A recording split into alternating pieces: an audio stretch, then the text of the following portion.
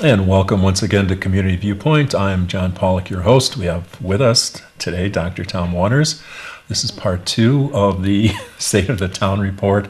We'll finish up and then we'll talk a bit about Tacopa and some of the amenities out there. So you were talking about the town manager in the first segment and about the rating him. So Yes. Finish up with that, would you please? Okay, well, he got a higher rating for the mid-year evaluation.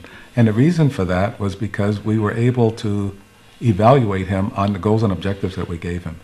The previous evaluation was not done that way because the first 6 months he didn't have the goals and objectives, and yet we evaluated him on that anyway, which I said was unfair. But the recent one was fair, and the grades went up, and that's why we gave him a new 3-year contract. He's doing a fantastic job, and I do want to say that most people that I talk to, they understand the responsibilities of the town manager and the fact that he is doing a good job. But there are some people that still say, well, I don't like him. And when I ask why, they say, well, he tried to take our guns away. And I emphasize over and over and over, that was not the town manager that did that. The question that was asked was, who put this on the agenda? And he responded, I did. And that's his responsibility as town manager, to put everything on the agenda that we request. And so he was not the one who came up with the agenda item, but he is the one who put it on the agenda. So he's got to take the heat for it. He took the heat and he stood up and took it. Yes. And that too is his responsibility, to take the heat for the town board. We don't always get blamed for things, and we let him take that responsibility, which is sometimes unfair. Yes. I do want to talk about the fairgrounds, and the fairgrounds is moving along very well.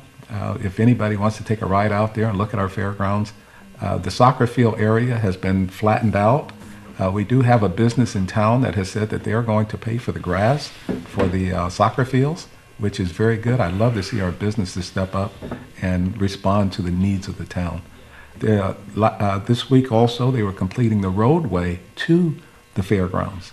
So you'll see a lot of improvement out there, and the fairgrounds is moving along just fine. The airport is at a standstill at this point, but we expect to see that moving along as well. So there's a lot that the town board has done over the past, I'll say, year, 2 years, and we're still going to continue doing things for the town. I saw Charlie Granda in the town office the other day, so I thought about the airport when he was over there. I said, "Hey, Charlie, you gonna get involved again?" He says, "No, I'm only here part time. His days are over with serving." So he'll leave a legacy with the airport. So, anything else we want to talk about? Well, the other thing is the town board also has a lot of resolutions where we agree with certain things, and if you look, I guess, on the website, on the town official website, you can look at all the resolutions. But one of the big ones is 2012-03, a resolution supporting the construction and operation of Bright Source Energy solar energy generating system located in Inyo, California. So that's something that's going to benefit the town of Pahrump, and the town board is on board to support things that are going to benefit the town of Pahrump. Yes, and they're in the final stages of there's a lot of paperwork, a lot of people to talk to. There's issues with Native Americans, with the Old Spanish Trail, Desert Tortoise, so you have to come to some sort of resolution with all these items, and you're not going to keep everybody happy, just like the town board or the manager. Someday we're going to have a road going straight from the homestead, probably down there, over to the area, the Bright Source area. That'll be the shortcut, and that'll also take us past Front Sight. Okay. Yes, that would be another feather, because a lot of the people don't realize the Front Sight folks spend a lot of money with hotel rooms or motel rooms here, and a lot of food is bought here and eaten here too. So, absolutely. Yeah. So we don't lose all that to Las Vegas. That's right. So that's another thing that would make it more advantageous for them to get here a little bit quicker, so they could spend more money here. Instead of 17-mile trip, it becomes like a 4 or 5-mile trip. Right. Yes, absolutely. Yes. So do we have anything else? We have town board members coming on. When's the next town board meeting? It's going to be the second week in February, second Tuesday at 7 p.m. And it's at the Commissioner Chambers at the Duck Pond. So it's always the second, Second and fourth Tuesday. Tuesday every it's month, 7 p.m. o'clock at the chamber, Commissioner Chambers, and come early so you can get the good seats. With the good seats. I was going to add too that one of the things that I do, I like to write the open letters to the editors, and it's usually published in the newspapers. I also send it to the TV stations and radio station to let everybody know what's going on and some of the things that are of interest to me, and I'd like to give a response because sometimes people are not hearing factual information. And I want to let you know I've researched my information and I put out factual information that will stand up to any scrutiny at all. The last one was open letter number 16. So if you haven't looked at number 1 through 15, you can always find them in archives in the newspapers, or you can always find it on my blog. And yeah, I put that out as well.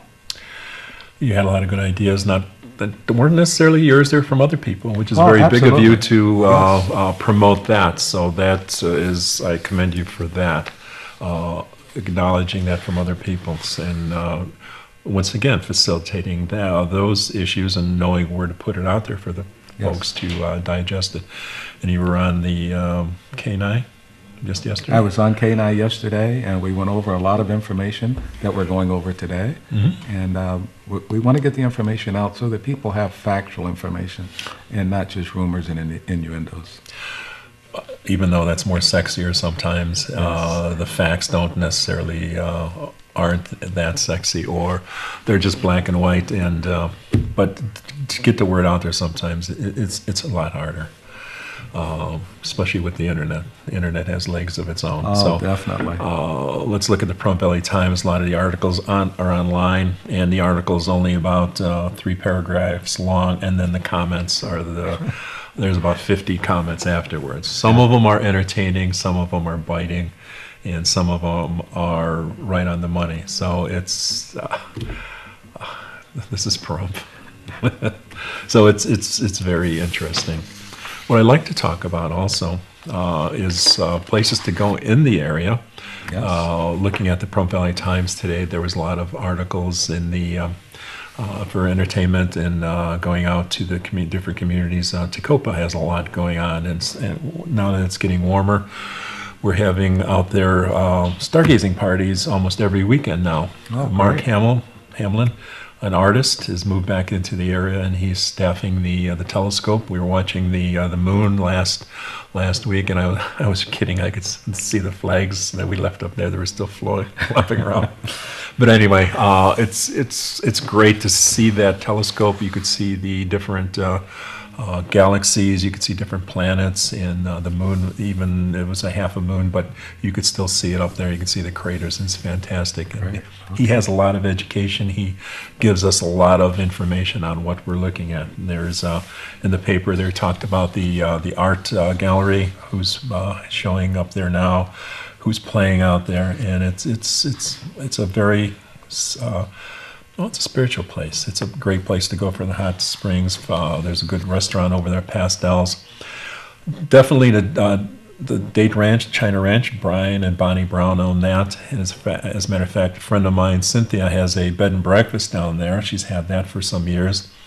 She's opened up a little luncheonette while you're down there going to the China Ranch. You can get the date bread, date cookies, the date shake down there. Oh. But you also can have lunch on Friday, Saturday, and Sunday if you want to bring the pictures up there.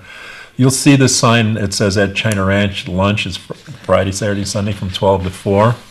Let's go over to the first picture, and that's the outdoor restaurant, the luncheonette we have over there.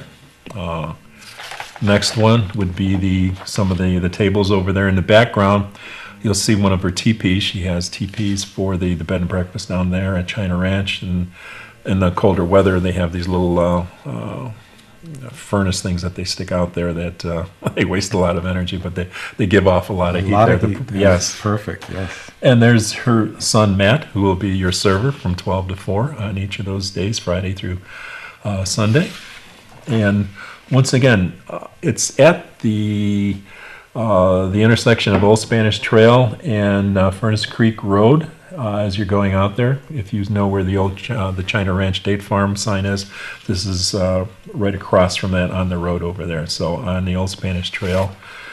So when you go down there, naturally you'll see the China Ranch Gift Shop and Bakery. That's famous. So beautiful. Bonnie does such a great job of landscaping. Well, Brian does too. Sorry, but anyway, right around the back of that. Go about 100 paces, you'll see the bed and breakfast, Cynthia's Breakfast, and there's a sign that says open for lunch, and that's the area there. This was an off day, that's why there's no people there. I came down there, so once again, that's what the little luncheonette looks like. And the next picture here, hopefully we're looking at the teepees. This is so cool. She's put these up. They've been up there about 3 years, and you have people from all over the world coming over there to stay in these teepees. She's got a queen or king size bed in there, and there's two little settees on either side, and it's great. People just love the experience out there. Sum of All Fears was on last night. We're watching on Netflix. And to the right back there, it's called the Badlands. One of the first scenes from the movie was filmed back there because it looked like the desert back there. They're so cool. The next picture here is hopefully he has this one up, is the menu. She's got panini sandwiches, and they come with chips. She's got a tuna melt, all-American grilled burger, fresh avocado, tomato, mozzarella, and pesto. Grilled chicken breast with roasted bell pepper topped with fresh spinach, pesto, and mozzarella. And what I had was a grilled mild Italian sausage with sauteed red bell pepper and onions topped with pesto and mozzarella. Sounds delicious. It is. So if you're down there, you're going for a walk, a hike. Let's look at that where it's at again. It says the China Ranch for lunch Friday, Saturday, and Sunday. Bird watching down there is one thing. They have the Amargosa River. There's a waterfall down there. Remnants of the Tonopah Tidewater Railroad are down there. And it's just so much to see down there. Birding, hiking, and the history over there, and the food over there. Now that we have a luncheonette on the weekends. Also pastels at the Hot Springs area. My friend John Muccio and Shelley run that. And he used to be an executive chef in Las Vegas. He says, wait a minute, I want to go to some place like Tacoma and really enjoy myself. So they're out there, and they just make the place happen with their personalities. You know, the food is one thing. He's a master chef, an executive chef, but their personalities make it work also. That's always good. Yeah. Plus the hot springs are out there too. We have masseuse. We have there's a library out there for the local folks, community center. But it's a great place to go to get away if you don't gamble. And I don't gamble, so it's a place where I want to go. No cell phone service if you want to get away from that constant reaching for that buzzer. But I want to thank you, Dr. Waters, for giving us the state of the town of Pahrump. And remember, when do we have the town board meetings? We meet every the second and fourth Tuesday every month at 7 p.m. at the Commissioners' Chambers. Okay, and it's over on right by the duck pond, right behind the duck pond. It's over there. So please come down there, and if you have something of worthwhile, if you want to see what our town government is like, please share your thoughts and see what's happening over there. We need good citizens to come out there and enjoy our town board, because God forbid they do this for free, you know. Okay. So, they're fantastic volunteers. Thank you, Dr. Tom. Thank you. Thank you, everybody, for watching. We will see you next week.